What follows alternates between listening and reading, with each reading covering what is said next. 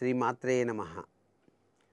సర్వమంగళమాంగళ్యే శివే సర్వార్థసాధికే శరణ్యే త్ర్యంబకేం గౌరీం నారాయణీ నమోస్తుతే అన్నాం. గౌరీదేవి సౌభాగ్యతత్వాన్ని స్త్రీలందరికీ కూడాను ప్రసాదించే అమృతవల్లి. ఆ తల్లి ఎంత గొప్పదంటే, సముద్రాన్ని మదించేటప్పుడు విషం వచ్చిన సందర్భంలో అందరూ కూడా భయపడి పారిపోయిన తరుణంలో తన భర్త అయినటువంటి శివుని వంక క్రీగంటతో చూసి మాంగళ్య సూత్రాన్ని తన చేతిలో పట్టుకుంది. అంటే తన మంగళసూత్రం పట్ల ఆమెకు అంత గొప్ప నమ్మకం ఉంది కాబట్టే పరమేశ్వరుడు ఆలాహలాన్ని కూడాను చక్కగా నేరేడు పండులా చేసి తన కంఠాన ధరించి నీలకంఠుడయ్యాడు.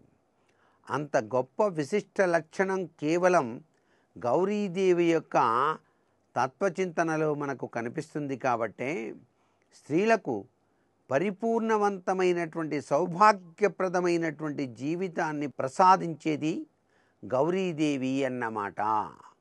పసుపు ముద్దతో గౌరీదేవిని చేసి ఆ తల్లిని ఆరాధన చేసిన పిదప ఆ ముద్దనే మరలా స్త్రీలు తమ ముఖానికి తమ యొక్క మాంగళ్యానికి కూడాను వ్రాసుకునేటువంటి సత్సంప్రదాయ లక్షణం మన భారతీయ సంస్కృతిలో కనిపించేటువంటి విశిష్ట లక్షణం అన్నమాట.